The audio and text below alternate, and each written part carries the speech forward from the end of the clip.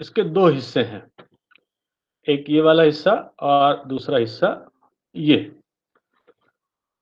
इसी दो हिस्सों के कारण इस सॉफ्टवेयर का नाम जियोजेब्रा पड़ा। जियोजेब्रा बेसिकली दो शब्दों को मिलके बना हुआ है, ज्योमेट्री और अलजेब्रा। तो जियो ज्योमेट्री से आया है और अलजेब्रा से ज़ेब्रा। तो दोनों को मिला के एक सॉफ्टवेयर बना है। तो अगर आप देखिए व्यू में, ये इस तरफ का व्यू जो है वो ज्योमेट्री व्यू कहलाता है।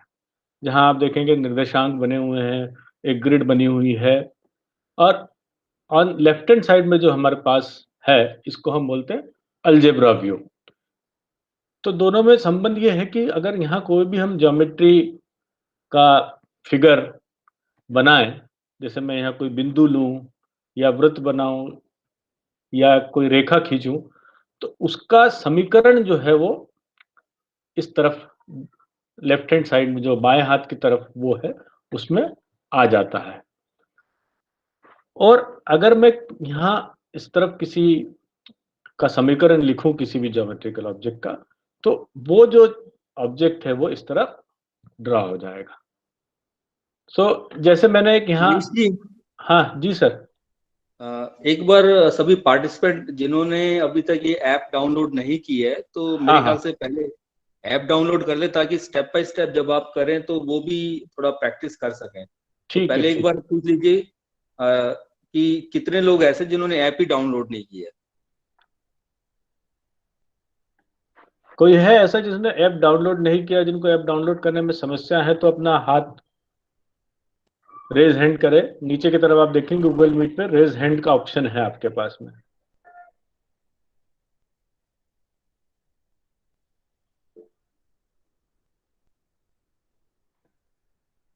स्वप्न कुमार साहू जी। हाँ सर। हाँ, आपसे डाउनलोड नहीं हुआ या आपने किया नहीं डाउनलोड? नहीं सर, मैंने नहीं की डाउनलोड। हाँ, तो आप नहीं क्या सर। डाउनलोड कर लेंगे तो आपको आसानी होगी सर इससे। प्ले स्टोर से ना? प्ले स्टोर से नहीं, आप क्या मोबाइल से इसको कर रहे हैं क्या?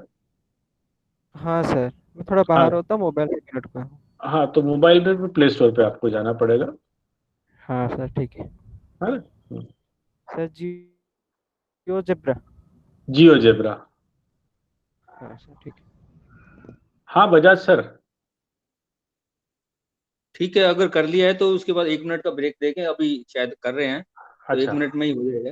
अच्छा, आपने तो 2 चलिए जगह। फिर। हाँ, हाँ, हाँ। किसी को कठिनाई है तो पूछ लीजिए, अगर हाँ, वही, डाउनलोड वही, नहीं हो। वही। हाँ, थोड़ी देर अपन रुक रहे हैं। एजे मैथ जो है ये बोल रहे हाँ, हैं, कुछ रेज एंड करें, इनसे सर पूछिए क्या कह रहे सर मैं ये पूछना चाह रहा था, आप जो स्क्रीन प्रेजेंट कर रहे हैं वो मेरी स्क्रीन पे शो नहीं हो रही है, तो अच्छा, उसके लिए मुझे कुछ और करना पड़ेगा या आपके बस इसमें नहीं मुझे? दिख रहे? हुँ, हाँ, एक्चुअली बस मुझे राइट बॉटम नीचे की तरफ ये दिख रहा है, गिरीश बेलकर इज प्रेजेंटिंग, बस ये आ रहा है। एंड शो नहीं हो रहा था कुछ आपका जो प्रेजेंट जो भी आप कर रहे हैं। अच्छा, तो आपको लेकिन तो कैमरे में दिख रहा था मैं? हाँ, आप तो पूरे, आपका तो मैंने पूरा पिन कर रखा है, आप तो दिख रहे हैं मुझे। अच्छा, तो आप उसको अनपिन कीजिए, तो हो सकता है ओके पिन पिन किया हो तो इसलिए मैं नहीं दिख। ओके ओके ओके ओके, ठीक है सर, ओके हो गया, थैंक यू सर, है थैंक ना? यू। हाँ, हाँ, हाँ। अच्छा, और किसी को कोई समस्या?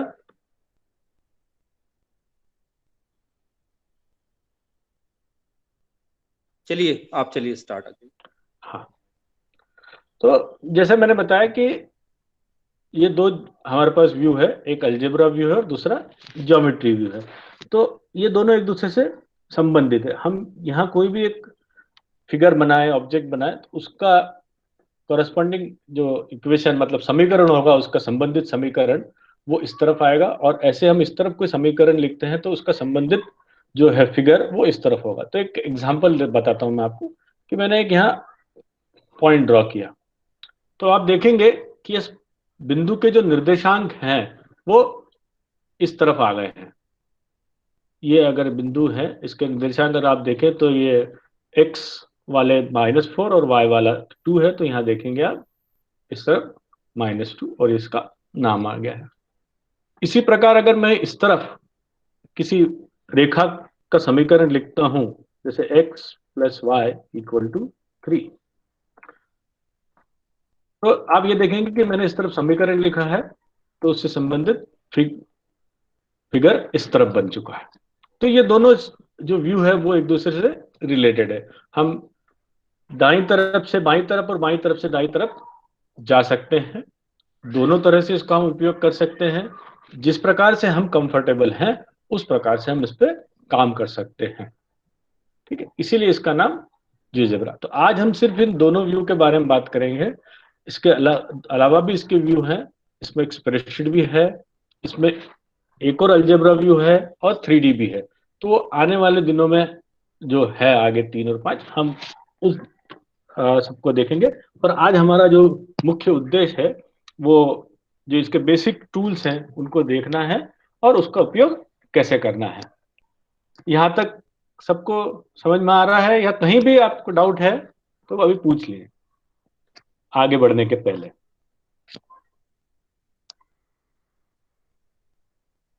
हेलो। हाँ जी सर। हाँ सर, मैं ये जानना चाह रहा था, ये जियोजेब्रा ऐप जो है इसमें काफ़ी सारे ऑप्शन खुल रहे हैं। अगर मैं मोबाइल से डाउनलोड करना चाह रहा हूँ हाँ, आप तो कौन सा क्लासिक वाला है क्लासिक जियोजेब्रा क्लासिक। अच्छा। अच्छा, मैं सिस्टम में कर लूँ तो उसमें भी ऑप्शन आएगा लैपटॉप में? हाँ, उसमें भी ऑप्शन आएगा। क्लासिक वाला आप करें तो सबसे अच्छा ठीक है सर, ठीक। हाँ। Okay sir, thank you. Okay. हाँ करता हूँ सर। हाँ, तो अब हम देखते हैं बेसिक इसके जो टूल्स हैं। अब आप देखेंगे जब आपने कोई भी एक सॉफ्टवेयर देखा तो उसमें कहीं ना कहीं फाइल, न्यू, ओपन ऐसे ऑप्शंस होते हैं जो आपको यहाँ नहीं दिख रहे होंगे, लेकिन वो सारे ऑप्शन इसमें है। अगर आप देखेंगे सीधे हाथ के ऊपर वाले कोने पे ये 3 रेखाएं बनी हुई, 3 लाइंस हैं। इस पे अगर क्लिक करेंगे तो ये आपका ऑप्शन आ जाएगा फाइल, न्यू, ओपन, सेव। तो ये इन सब का मीनिंग तो हमें मालूम है। एक्सपोर्ट इमेज मतलब हमने जो भी इस तरफ कोई फिगर बना है तो हम उसको एज ए इमेज एक्सपोर्ट कर सकते हैं और ये इस इमेज को हम सेव करके किसी भी दूसरे डॉक्यूमेंट में, वर्ड में जहां हमें जरूरत है उसको हम लगा सकते हैं। फिर एक शेयर ऑप्शन है, ये आप किसी दूसरे के साथ शेयर भी कर सकते हैं। जियोजेब्रा का अपना खुद का क्लाउड है, आप इस पर अकाउंट बना के और वहां अपनी सारी फाइल सेव कर सकते हैं। तो ये डिवाइस इंडिपेंडेंट हो जाएगी। डिवाइस इंडिपेंडेंट मतलब आप किसी भी डिवाइस पे काम कर रहे हो, चाहे आप लैपटॉप पे काम कर रहे हो, चाहे मोबाइल पे काम कर रहे हो, तो आपको फाइल इधर से उधर ट्रांसफर करने की जरूरत नहीं है। अगर आप जियोजेब्रा ट्यूब पे आपका सारा सेव कर रहे हैं तो वो ऑप्शन है। शेयर में भी अलग अलग ऑप्शन है, हम बाद में बताएंगे। फिर है डाउनलोड एज, मतलब अगर आप चाहते हैं कि अपने सिस्टम पे इस फाइल को रखना है तो आप इसको डाउनलोड कर सकते हैं, जो भी नाम देंगे।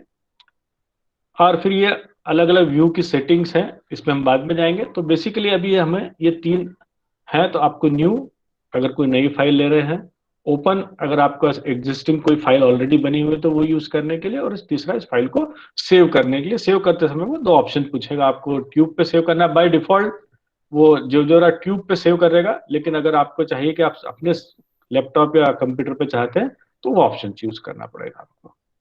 ठीक है, तो ये 3 बेसिक ऑप्शंस हैं। इसमें अलग अलग व्यूज जो हैं वो आपको पता पड़ जाएंगे कि ये देखिए अभी हम फिलहाल 2 व्यूज देख रहे हैं, अलजेब्रा और ग्राफिक। इसके अलावा एक व्यू है, जैसे मैंने बताया, अलग अलग है, cash, graphics 2, 3D graphics, spreadsheet and probability calculator. तो इन अलग अलग व्यू के बारे में हम आगे बात करेंगे। आज हमने सिर्फ ये 2 व्यू है, अलजेब्रा और ग्राफिक, इसके बारे में बात करनी है। ठीक, तो ये चला जाता है।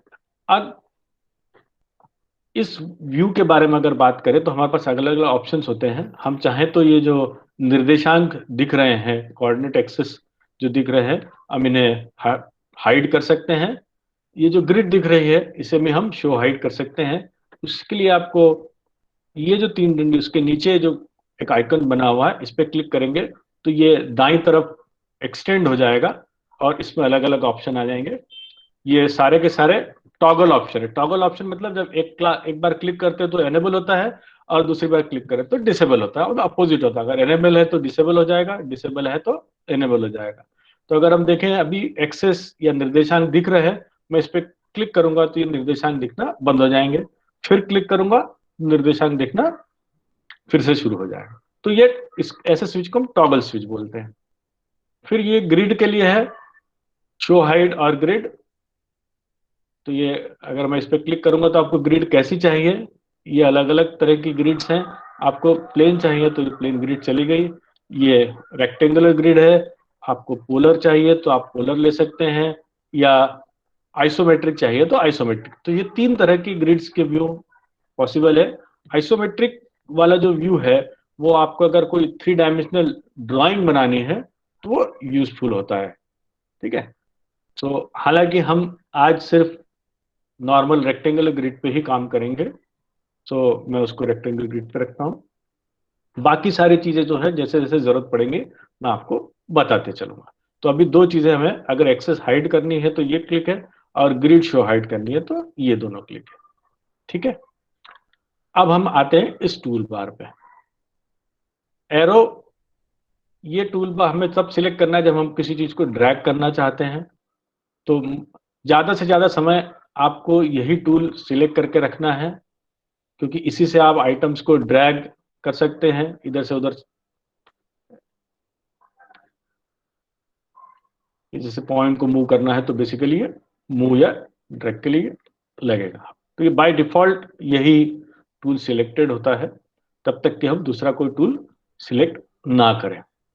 इसमें नीचे फ्री हैंड शेप और पेन टूल्स हैं। इसी के नीचे अगर आप इसको क्लिक करेंगे तो एक ड्रॉप डाउन लिस्ट आएगी। अभी ये 2 टूल का हमें इतना जरूरत नहीं है, हमें सिर्फ मूव वाले टूल के बारे में मालूम होना चाहिए। तो बाय डिफॉल्ट ये टूल होता है।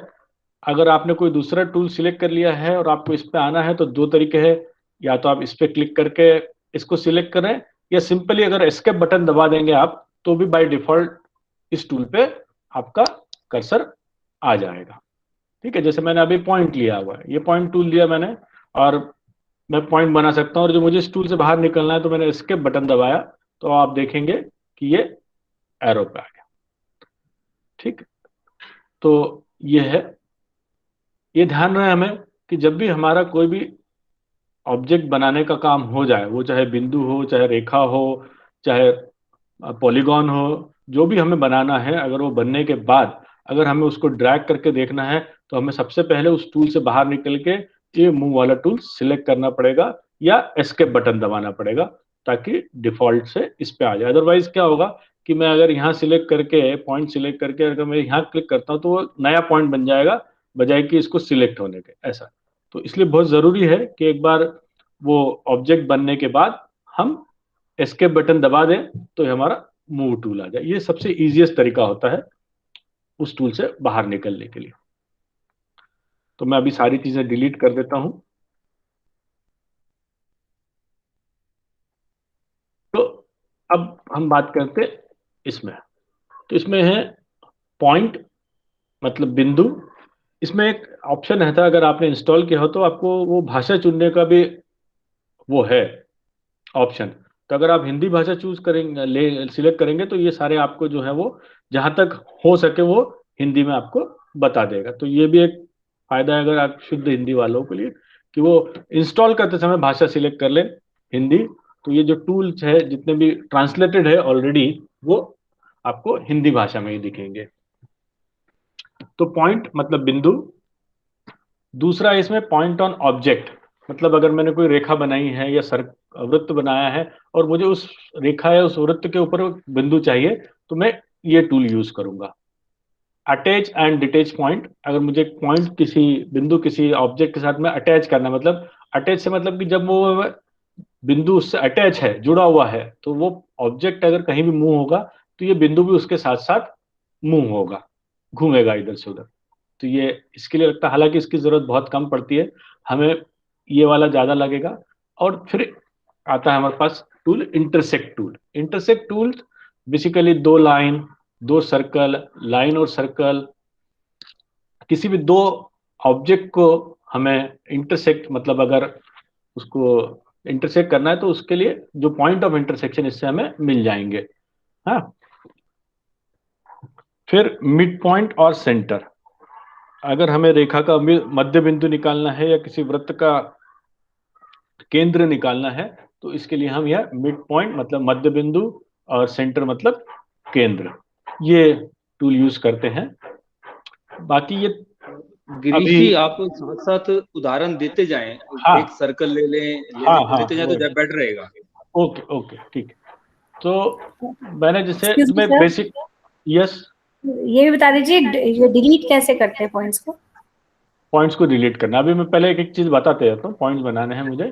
तो अब हम देखते हैं कि बिंदु से हम क्या क्या कर सकते हैं। तो पहली चीज तो मैं वही बता रहा बेसिक एक बार। फिर इधर हमारे पास है रेखा, सेगमेंट मतलब रेखाखंड, और सेगमेंट विद गिवन लेंथ मतलब रेखाखंड जिसकी लंबाई हमें मालूम है। रे मतलब एक रेखा जिस रे होती है। तो अब इन बिंदु और रेखा से देखता हूं मैं कि क्या क्या पॉसिबिलिटी होती है। तो अगर मैं पहले बताता हूँ बिंदु, तो ये बिंदु बना दिया मैंने। तो जैसे मैंने बताया कि जहां मैं बिंदु को क्लिक करूंगा वहां एक बिंदु बनेगा, उसके निर्देशांक इस अलजेब्रा व्यू में आ जाएंगे, और वो बिंदु है जो ज्योमेट्री व्यू में आ जाएगा। अब मुझे लग रहा है कि अब ये बिंदु एक मैंने बना दिया, एक और बिंदु बना दिया, तो दो बिंदु हो गए मेरे पास ए और बी। अल्फाबेटिकली इस हिसाब से ये ऑर्डर में अपने आप इनका नामकरण होते जाएगा। आपको, आप चाहें तो ये चेंज भी कर सकते हैं। उसके लिए आपको फिर से एरो टूल सिलेक्ट करना पड़ेगा, और अगर आप इस पर राइट क्लिक करेंगे तो आपके पास ऑप्शन आ जाएंगे। ये पॉइंट है, इसके कोऑर्डिनेट। आपको पोलर चाहिए तो पोलर, शो ऑब्जेक्ट्स, ये भी अगेन टॉगल स्विच है। आपको ऑब्जेक्ट्स को दिखाना है या हाइड करना है, उसके लिए शो लेबल, मतलब आप चाहते हैं कि ये पॉइंट का जो लेबल ए है वो दिखे। अगर मैं इसे ऑब्जेक्ट हटा देता हूं तो ये ए जो बिंदु है वो अब मुझे इसमें नहीं दिख रहा, हालांकि वो है पर दिखाई नहीं दे रहा है। तो एक तरीका तो मुझे हाइड करने के लिए वो राइट क्लिक वाला है। दूसरा तरीका, अगर आप इस तरफ देखें तो आपको एक छोटा सा वृत्त दिख रहा होगा। तो और इन दोनों में आप देखें ये दिख रहा है बिंदु बी, तो इसके ऊपर कलर बैंगनी कलर दिख रहा है या नीला कलर, और यहाँ ये बिंदु दिख नहीं रहा है इसलिए ये सफेद है। मैं इस बिंदु पे अगर मैं क्लिक करूंगा तो ये वापस से दिखने लग जाएगा। तो ये बेसिकली अगेन ये टॉगल स्विच है। एक बार क्लिक करने पे दिख रहा हो तो बंद दिखना बंद हो जाता है, नहीं दिख रहा है तो दिखने लग जाता है। तो इस प्रकार से हम किसी ऑब्जेक्ट को शो हाइड कर सकते हैं। शो हाइड करना इसलिए जरूरी कि कई बार हम कोई कंस्ट्रक्शन करना है हमें, तो हमें बहुत सारे बिंदु की जरूरत पड़ती है, लेकिन बाद में वो बिंदु जो होते हैं वो बड़े कंफ्यूजिंग होते हैं। तो जो बिंदु हमें जिनकी आवश्यकता नहीं है किसी को दिखाने के लिए या ड्रैग करने की आवश्यकता नहीं है, तो हम उन बिंदुओं को या उन ऑब्जेक्ट को जो भी हो सकता है उसको हम हटा सकते हैं। मतलब हटाने से तो अगर आप डिलीट करेंगे तो सारा कंस्ट्रक्शन चला जाएगा। तो डिलीट ना करते हुए हम उसे हाँ हाइड कर देते हैं। ठीक है, आगे समझ में आपकी है। चलिए अब आते हैं दूसरा ऑप्शन जो है शो लेबल। अगर हमें सिर्फ बिंदु चाहिए, मुझे नहीं चाहिए कि ए है या बी है, तो मैं इसको टॉगल करूंगा तो आप देखेंगे यहाँ ए लिखा हुआ तो वो चला गया, फिर से करे तो ए आ गया। ऐसे मुझे अगर इस बिंदु को डिलीट करना है तो एक ऑप्शन तो ये होगा कि राइट क्लिक करके आप देख रहे हैं डिलीट कर सकता हूं, मैं इसे रीनेम कर सकता हूं। डिलीट और रीनेम का ऑप्शन है, तो आप इस तरह से कर सकते हैं, या सिंपली क्लिक करके अगर आप डिलीट बटन दबाएंगे तो भी ये ऑब्जेक्ट डिलीट हो जाएगा। तो ये दो बिंदु लिए मैंने। अब मैं दो बिंदु से गुजरने वाली रेखा, तो मुझे रेखा बनाना है। अगर आप देखें तो जैसे आप रेखा वाले पे लाते हैं, तो अगर आप देखेंगे पहली बार तो आपको नीचे की तरफ बॉटम स्क्रीन में आपको दिख रहा होगा कि क्या करना है। तो यहाँ लिखा लाइन सिलेक्ट 2 पॉइंट्स, मतलब ये मेरे पास दो बिंदु हैं, तो मैंने पहले एक पे क्लिक किया और दूसरी बार बी पे क्लिक किया, तो मुझे एक ए और बी से जाने वाली रेखा मिल गई है। ठीक है, अब ये रेखा जो है वो स्टैटिक नहीं है, ये रेखा जो है वो डायनेमिक है। जैसे मैं ए और बी को मूव करूंगा ये रेखा भी उसके साथ साथ मूव होगी। उसके लिए मुझे सबसे पहले क्या करना पड़ेगा, सबसे पहले मुझे ये एरो टूल सिलेक्ट करना पड़ेगा या एस्केप बटन दबाना पड़ेगा। तो ये एरो टूल मेरा सिलेक्ट हो गया है। अब मैं ए को मूव कर रहा हूं तो आप देख रहे होंगे कि लाइन भी मूव हो रही है, और अगर आप दाईं तरफ देखें अलजेब्रा व्यू में तो इसका समीकरण भी बदल रहा है। तो यही जियोजेब्रा का फायदा है कि कोई भी डायग्राम, कोई भी फिगर जो है वो ड्रॉ नहीं होता, वो कंस्ट्रक्ट होता है। जब कंस्ट्रक्ट करने के बाद हम किसी भी एक भी बिंदु को जो है अगर उसको मैं हिलाऊं तो बाकी सारे बिंदु जो भी उसके ऊपर डिपेंड है वो सारे के सारे चेंज होंगे। तो आगे समझ में आपके दो बिंदु कैसे बना रहा हूँ, उस रेखा कैसे बनानी है। Yes sir. हाँ, अगर मैं पूछ रहा किसी को डाउट हो तो मुझे बता दे, मैं एक बार रुकूंगा थोड़ी देर के लिए। अगर किसी को डाउट नहीं है, कोई प्रश्न नहीं आता, तो फिर मैं आगे बढ़ूंगा। ठीक है, तो अब आते हैं। तो ये रेखा हो गई। अब मुझे इस रेखा खंड बनाना है, तो पहले मैं रेखा को क्या करूंगा, मैंने रेखा को डिलीट कर दिया।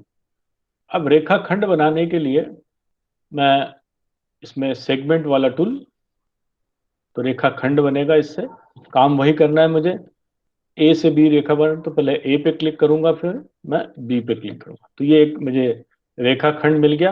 अब इस रेखा खंड का कोई समीकरण नहीं है, रेखा खंड का क्या है, लेंथ है मेरे पास, लंबाई इसकी कितनी है वो आ जाएगी। और जैसे जैसे मैं इसको चेंज करूंगा बी को, अगर आप देखेंगे तो रेखाखंड की लंबाई जो है वो परिवर्तित हो रही है। ठीक, अब इस रेखाखंड का मुझे मध्य बिंदु चाहिए। इस रेखाखंड का मुझे मध्य बिंदु चाहिए, तो मैं ये वाला मिड पॉइंट और सेंटर वाला जो टूल है वो क्लिक करूंगा। तो अब ये मध्य बिंदु जो है मुझे दो तरीके से मिल सकता है, रेखाखंड का मध्य बिंदु या ए और बी का मध्य बिंदु।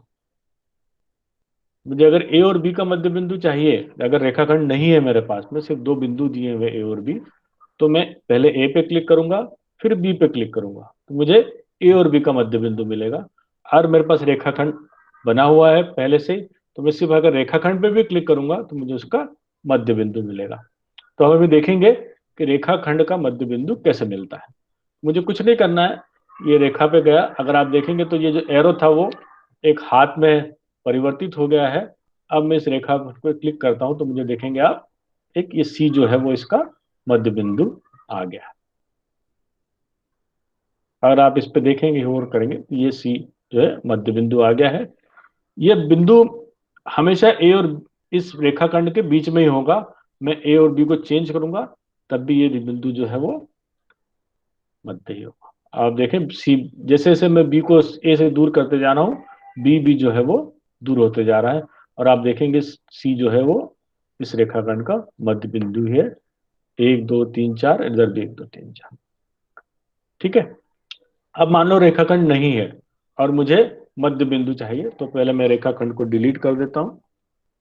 आप देखेंगे जैसे मैंने रेखाखंड डिलीट किया तो जो सी था बिंदु, वो चूंकि रेखाखंड पे था, इसलिए रेखाखंड डिलीट होने के कारण सी भी डिलीट हो गया। तो अगर मैं एक किसी मुख्य ऑब्जेक्ट को डिलीट करता हूं तो उस पर निर्भर डिपेंडेंट ऑब्जेक्ट जितने भी हैं वो सारे के सारे डिलीट हो जाते हैं। हाँ, ये हमें ध्यान रखना है, कुछ भी डिलीट करने के पहले अगर कोई भी चीज उसके ऊपर डिपेंडेंट है तो वो उसके साथ साथ डिलीट हो जाएगी। तो ये मेरे पास अभी ए और बी दो हैं। अब मुझे वही सेम टूल मिड पॉइंट, अब मैं पहले बार ए पे क्लिक करूंगा, फिर बी पे क्लिक करूंगा, तो मुझे सी जो है वो मध्य बिंदु मिल गया ए और बी का। तो अब मैं ए और बी को कैसे भी ले जाऊं कहीं भी, वो सी हमेशा जो होगा वो मध्य बिंदु ही होगा।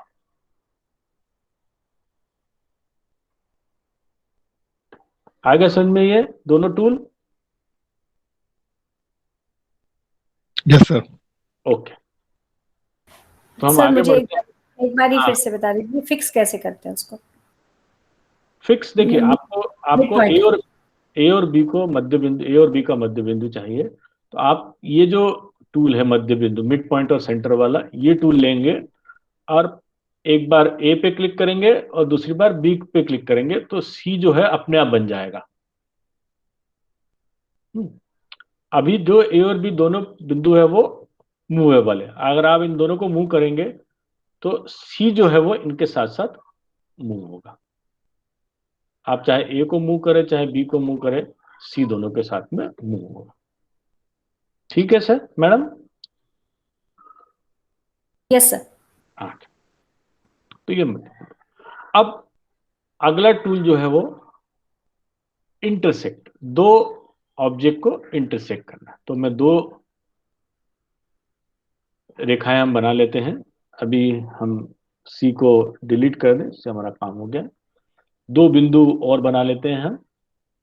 दो रेखाएं बन जाएगी हमारे पास, ए बी और सी डी। तो हमने दो बिंदु बना लिए, फिर हमने ये रेखा या लाइन वाला टूल लिया, इससे एक रेखा सी डी और दूसरी रेखा ए बी बना ली। अब ये रेखा जो है देख रहे हैं यहाँ इंटरसेक्ट हो रही है। अब मुझे इस इंटरसेक्शन पॉइंट चाहिए, तो मुझे इसके लिए ये टूल सिलेक्ट करना पड़ेगा। ये सी टूल सिलेक्ट किया, तो अब इससे मुझे पॉइंट ऑफ इंटरसेक्शन निकालने के लिए दो तरीके हैं। मुझे जिन ऑब्जेक्ट का पॉइंट ऑफ इंटरसेक्शन निकालना है उनको मैं एक के बाद एक क्लिक करूं तो मुझे उनका पॉइंट ऑफ इंटरसेक्शन मिल जाएगा। दूसरा तरीका ये है कि उनका जो वहां पॉइंट ऑफ इंटरसेक्शन है वहां जाऊं मैं, तो ये जो मेरा एरो है वो अपने आप हैंड में क्रिएट हो जाएगा। तो जब मैं इस पर क्लिक करूंगा तो अपने आप पॉइंट ऑफ इंटरसेक्शन बन जाएगा। ये थोड़ा सा मुश्किल होता है क्योंकि आपको बड़ा सावधानी से वहां ले जाना पड़ता है, लेकिन सबसे आसान तरीका है कि पहले मैंने इस लाइन पे क्लिक किया तो आप देखेंगे ये लाइन जो है वो हाईलाइट हो गई, थोड़ी मोटी हो गई है। फिर मैंने दूसरी बार ए बी पे क्लिक किया तो ये जो है वो इन दोनों का पॉइंट ऑफ इंटरसेक्शन का बिंदु मुझे मिल गया। अब मैं किसी भी रेखा को, तो ये कहीं भी जाएगा ई बिंदु हमेशा इनका पॉइंट ऑफ इंटरसेक्शन ही होगा।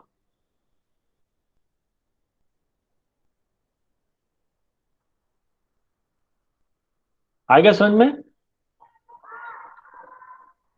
तो हमने ये वाला एक बार और थोड़ी आवाज डिस्कनेक्ट हो गई थी, एक बार फिर से ये थोड़ा सा पता। अच्छा ठीक है, मैं फिर से कर देता हूँ आपको। Thank you.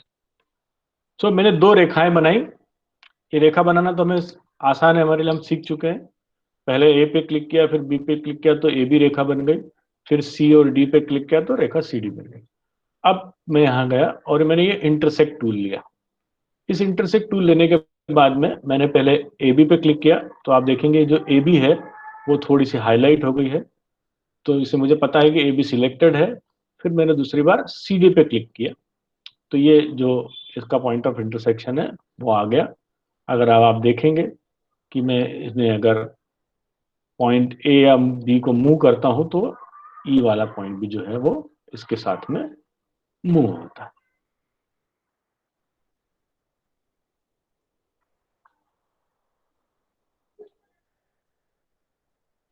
तो अगर आप ये दो, आपको जो है टूल रेखाखंड बनाना, मध्य बिंदु निकालना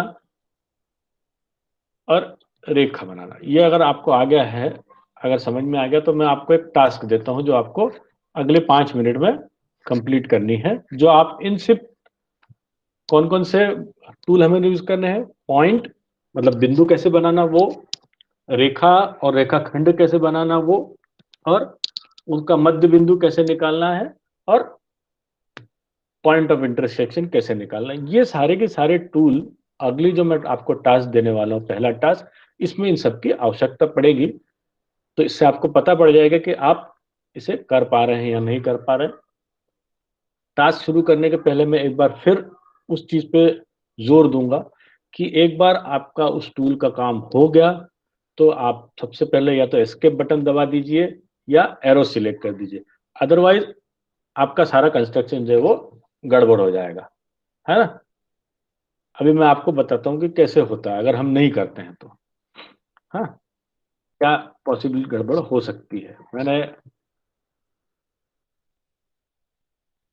ये दो बिंदु बनाए, अब मुझे एक रेखा टूल लेना है तो मैं रेखा बनाने का टूल ले लिया। अब मैं भूल गया कि इसको मुझे एरो सिलेक्ट करना है और मैं कोशिश करता हूं कि ये बी को मुझे वापस से, तो अब आप देखिए एक और लाइन बन गई वहां। अब ये बन गई, इसका क्या करूं मैं, अब एक और रेखा बन गई है। तो ये समस्या आती है, इसलिए बहुत जरूरी है कि हमारा उस टूल का काम हो जाए तो हम एस्केप बटन दबा के हम इसको कर लें। लेकिन अगर बाय चांस कभी ऐसा होता है तो जो ऑप्शन सभी में होता है कंट्रोल जेड, वो इसमें भी अवेलेबल है। आप कंट्रोल जेड अगर कर देंगे तो जितनी बार आप वापस से वहां आ सकते हैं। ठीक है, सब कंफर्टेबल है इसके साथ में? तो अब आपको एक टास्क देता हूं, आपको एक त्रिभुज बनाना है 3 बिंदु और उससे पास होने वाली मीडियन कंस्ट्रक्ट करनी है आपको। मीडियन मतलब आप समझ रहे हो मीडियन क्या होता है? जो शीर्ष और जो सामने वाली भुजा है उसके मध्य बिंदु को जोड़ने वाली जो रेखा होती है वो हम मीडियन कहते हैं। मीडियन का हिंदी मुझे एग्जैक्टली याद नहीं आ रहा। हाँ, तो बना सकते हैं ये टास्क? Yes sir.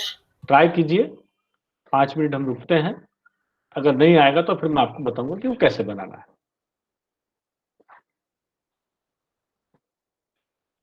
मीडियन को माध्यिका कहते हैं। हाँ, माध्यिका।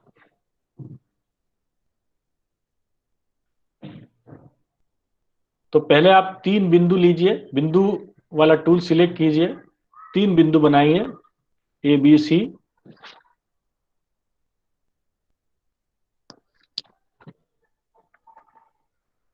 तीन बिंदु जब आपके बन जाए तो आपको रेखाखंड टूल जो है वो सिलेक्ट करके 3 रेखाखंड बनाना है। पहले ए पे क्लिक करना है, फिर बी पे क्लिक करेंगे तो आपका ए बी रेखाखंड बनेगा। फिर बी पे क्लिक करेंगे, सी पे क्लिक करेंगे तो आपका बी सी रेखाखंड बनेगा। फिर सी पे क्लिक करके एक पे क्लिक करेंगे आपका ए सी रेखाखंड बनेगा। ये बनने के बाद आप उसको एस्केप बटन दबाएं या एरो सिलेक्ट करें और फिर एबीसी को मूव करके देखें कि आपका फिगर हमेशा एक त्रिभुज ही रहता है या नहीं।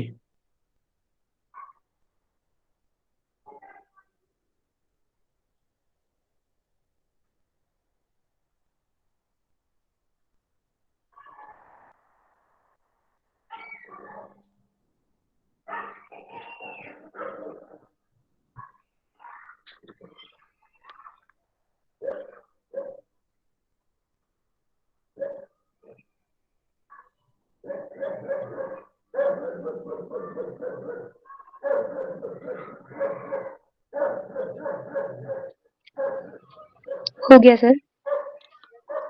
हो गया? अच्छा, जी। अब त्रिभुज बन गया है। अब आप ये वाला टूल, कौन सा, मिड पॉइंट वाला टूल लेके आप तीनों रेखाखंड पे क्लिक करेंगे तो आपके 3 मध्य बिंदु आपको मिल जाएंगे।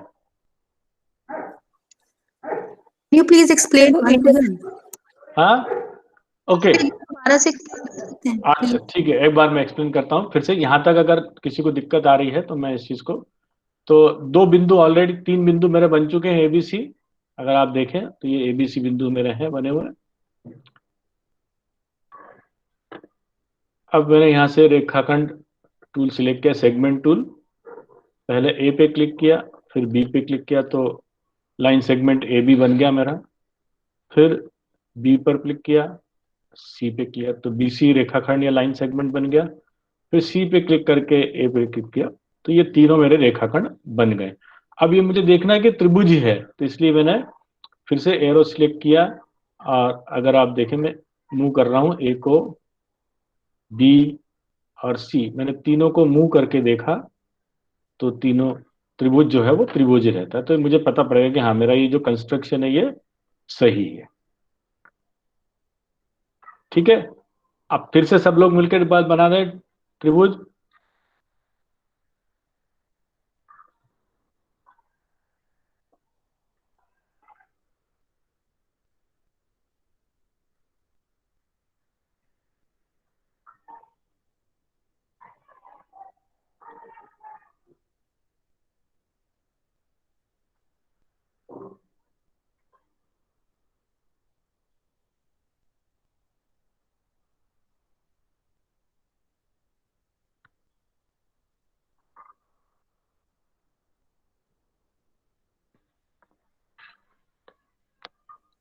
सर हो गया, डन डन।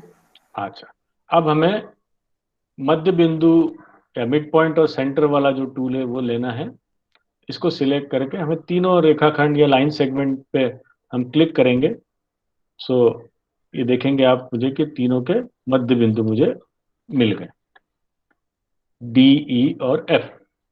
ये मध्य बिंदु मिलने के बाद फिर मैंने एस्केप बटन दबा दिया तो मेरे पास मूव टूल आ गया। फिर मैंने थोड़ा सा ए और बी को मूव करके देख लिया तो जैसे मुझे पता पड़ गया कि हाँ भाई ये मेरे जो मध्य बिंदु है वो सही बने हैं। अब मैं रेखा या लाइन टूल को यूज करूंगा और 3 मीडियन या मध्यिका बनाऊंगा। तो इसके लिए मुझे पहले ए पे क्लिक करना है पहले और फिर डी पे। तो ये मेरी एडी जो है वो मीडियन बन गई, मध्यिका।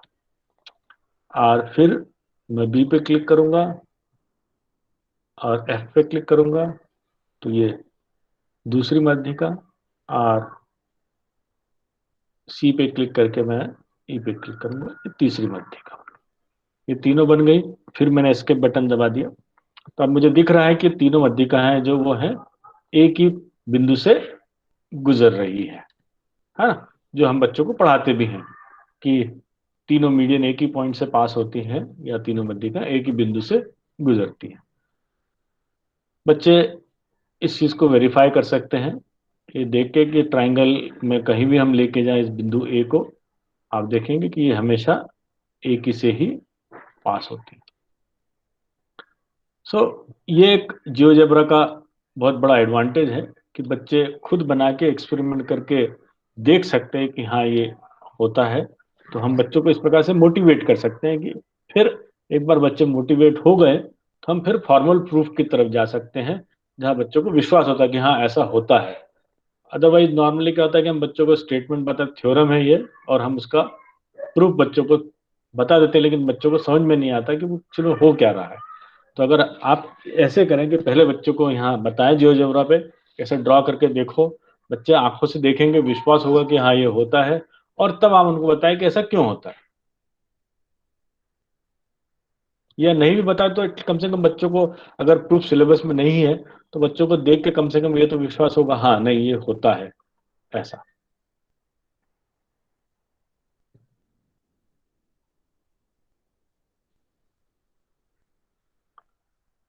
बन गया सबसे? किसी को कठिनाई बनाने में? मीडियन में लाइन की जगह लाइन सेगमेंट ले लें तो थोड़ा सा ज्यादा। हाँ आप ले सकते हैं, कोई दिक्कत नहीं। सेगमेंट लेकर के बने। हाँ कहीं लाइन सेगमेंट ले लें, आप लाइन ले लें, जो भी ले लें। मैंने तो दोनों टूल यूज करने थे इसलिए मैंने तो अलग अलग लिया, अब उससे कोई फर्क नहीं पड़ता। मेरा बस उद्देश्य है कि हाँ ये ऐसा फिगर बन गया और आपकी मीडियन जो है, जो भी मध्यिकाएं हैं वो आपके एक ही बिंदु से जा रहे हैं, आपने वेरीफाई कर लिया है इसको, है। तो आप भी बच्चों से भी टास्क करवा सकते हैं या आप खुद करके बच्चों को दिखा सकते हैं। ठीक है, आगे समझ में ये? तो हमने जो टूल अभी तक पढ़े उनका प्रयोग कैसे करना है ये भी हमें पता पड़ गया। ठीक है, तो हम आगे की तरफ बढ़े। तो अब मैं इन सबको डिलीट कर देता हूं। अब हमारी जो अगली टास्क होगी, हम अगला ज्योमेट्री का वो देखेंगे कि एल्टीट्यूड जो होते हैं वो भी एक ही पॉइंट से पास होते हैं। तो अब उस एल्टीट्यूड को हमें प्रूव करने के लिए मुझे नया टूल लगेगा, क्योंकि एल्टीट्यूड मतलब मुझे परपेंडिकुलर लंब बनाना है मुझे। तो लंब कैसे बनाया जाता है, एक लंबवत रेखा कैसे हम खींच सकते हैं, तो इसके लिए वही सबसे पहले, अब लंब रेखा हम दो तरीके से खींच सकते हैं, हम कंस्ट्रक्शन में भी सिखाते हैं। पहला केस जहां बिंदु रेखा के ऊपर है और दूसरा बिंदु रेखा के बाहर है। तो दोनों केस हम देखें कि अगर बिंदु रेखा के बाहर है तो लंब कैसे खींचना है, और बिंदु रेखा के ऊपर है तो लंब कैसे खींचना है। दोनों की विधि या मेथड सेम है, दोनों में कोई फर्क नहीं है। तो मैंने एक बिंदु लिया ए और दूसरा बिंदु लिया बी, इन दोनों बिंदु से पास होने वाली मैंने एक रेखा ले ली ए बी। अब मैं एक और बिंदु लेता हूं जो इस रेखा के बाहर है, तो ये मेरा बिंदु जो है वो रेखा से बाहर, तो सी जो बिंदु है वो रेखा के बाहर है। अब मुझे सी से इस पे एक परपेंडिकुलर, गिरीश सर जी एक प्रश्न आया है किसी का, चार्ली पाल जी का, हाँ कि कोऑर्डिनेट ऑफ सेंट्रॉइड हम लोग कैसे जानेंगे? अच्छा, कोऑर्डिनेट ऑफ सेंट्रॉइड। हाँ तो सेंट्रॉइड के लिए तो आपको कुछ नहीं, हमने जो बिंदु निकाला है, अब उससे अगर हम इंटरसेक्शन, पॉइंट ऑफ इंटरसेक्शन निकालेंगे, तो दो किसी मीडियन पे हम क्लिक करेंगे तो हमें पॉइंट ऑफ इंटरसेक्शन मिल जाएगा, वो जो होगा हमारा सेंट्रॉइड होगा। हमने जो 3 मीडियंस बनाई थी उसमें से कोई भी 2 को सिलेक्ट करें हम। सबसे पहले हमें इंटरसेक्ट टूल सिलेक्ट करना है, और कोई भी 2 मीडियन को सिलेक्ट करें तो उसका पॉइंट ऑफ इंटरसेक्शन होगा, वो जो होगा वो ये सेंट्रॉइड होगा, है ना। अभी हम देखेंगे कि ऑर्थो सेंटर कैसे बनाया जाता है, इसमें तो आपको और क्लियर हो जाएगा। हाँ, ओके। सो अब मुझे सी से इसके ऊपर लंब खींचना है, तो यहाँ पे हमारे पास टूल है थर्ड। इसमें अगर आप देखें लाइन के बाद में सारी तरह के हमारे पास टूल है, perpendicular, parallel, perpendicular bisector, angle bisector, tangents and all. हम सबसे पहले परपेंडिकुलर लाइन इसका प्रयोग करेंगे, यूज करेंगे इसके। तो इसे करने के लिए मैंने ये टूल सिलेक्ट किया। तो अगर आप देखेंगे जब मैं लेता हूं तो नीचे लिखा हुआ select point and perpendicular line. तो सबसे पहले मुझे पॉइंट सिलेक्ट करना है, और फिर जिस लाइन पे मुझे परपेंडिकुलर या लंब बनाना है उसको सिलेक्ट करना है। तो मैं पहले सी पे क्लिक किया मैंने, और फिर मैंने इस रेखा A B, line A B को सिलेक्ट किया। तो आप देखेंगे ये सी से ए बी के ऊपर एक लंब आ गया। तो ये लंब, और फिर मैं ये हमेशा बता रहा हूँ कि ये हमेशा डायनामिक होगा। मैं ए और बी को अगर ड्रैग करूंगा, लेकिन फिर भी ये जो होगा लंब हमेशा लंबा ही बना रहेगा। मैं चाहे ए बी को लूँ चाहे सी को लूँ, कहीं भी सी को ले जाऊं तो ये हमेशा जो परपेंडिकुलर होगा वो सी से हमेशा गुजरेगा या पास होगा।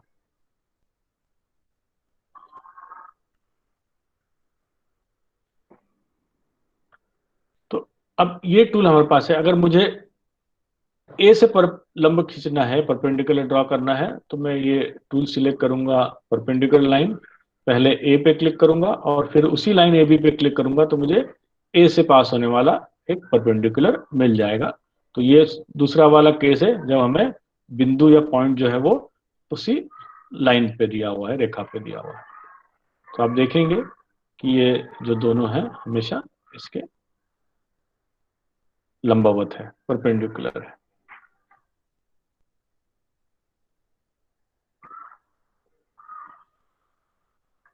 तो अब इस नए टूल के साथ में अब हम दूसरी चीज को वेरीफाई करेंगे कि परपेंडिकुलर्स जो होते हैं वो भी सारे के सारे एक ही बिंदु से गुजरते हैं किसी भी त्रिभुज के। कोशिश करना चाहेंगे आप लोग? Yes sir. करके देखें।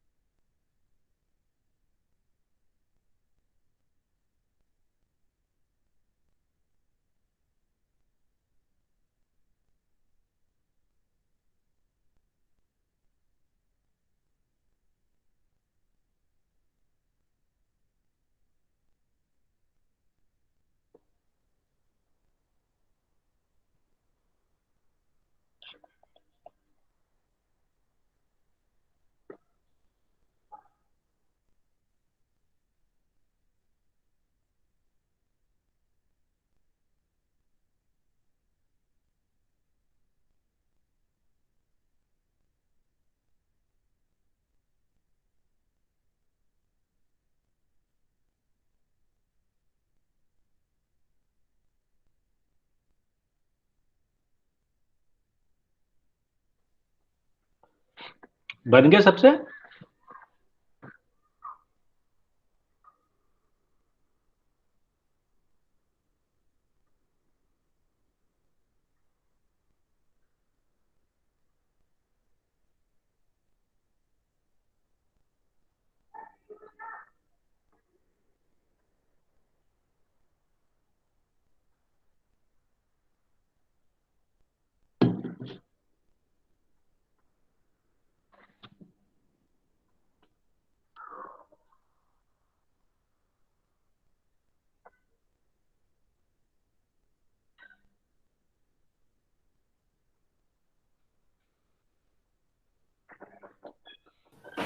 जी सर। किसी को कठिनाई आ रही बनाने में तो अभी बता दें, तो मैं फिर से एक बार उसको बता सकता हूँ कैसे बनाना है।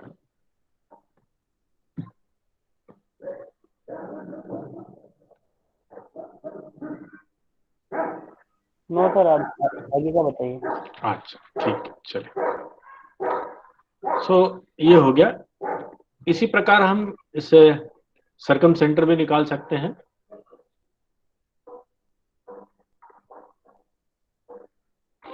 तो अब अगला देखेंगे पैरेलल लाइन के लिए टूल। सो पहले वही मुझे 2 पॉइंट लगेंगे एक लाइन के लिए। तो मैंने इससे गुजरने वाली, एक मिनट केलकर हाँ गिरीश जी, हाँ मैं ये कह रहा था अभी जो इन्होंने टीचर ने अभी ट्राई किया है, एक तो ऑर्थो सेंटर, सरकम सेंटर और सेंट्रॉइड। हाँ, सेंट्रॉइड तो और ऑर्थो सेंटर, बेसिकली सरकम सेंटर तो मैंने बोला और कर सकते सर्कम हैं। सेंटर भी अभी आप बता देंगे, या सर्कम सेंटर भी कर सकते हैं। कर तो सकते इसमें हैं। ना ये ट्रायंगल को मूव करें और इसका एंगल कभी राइट एंगल, ऑब्ट्यूस एंगल और एक्यूट एंगल तीनों पोजीशन पर लाकर और हाँ हाँ बच्चों को वेरीफाई करने दें कि कब कब वो सेंटर ट्रायंगल के इनसाइड रहता है और कब हाँ, कब वो बाहर चला जाता है, तो बिल्कुल ये सही, वो फाइंड आउट करें। बिल्कुल सही, बिल्कुल सही।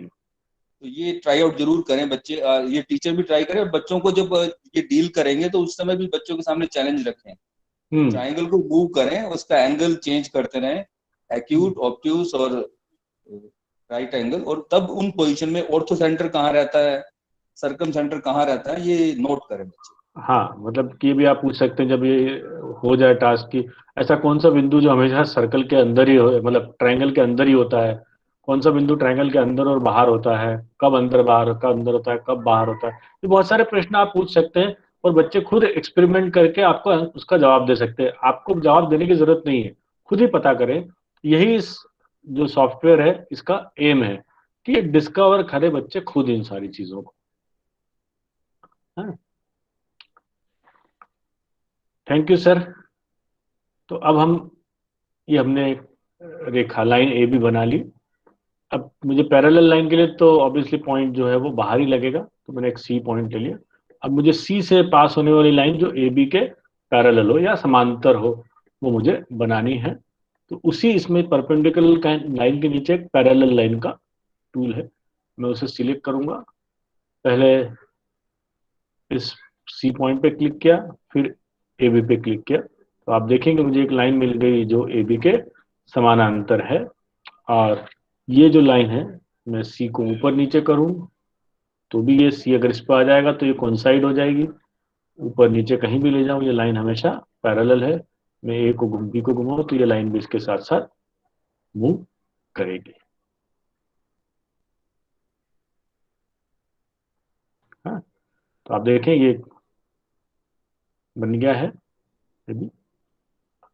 अब मैं इसी से आगे स्टेप देता हूँ, एक पैरेललोग्राम बनाने की कोशिश करते हैं।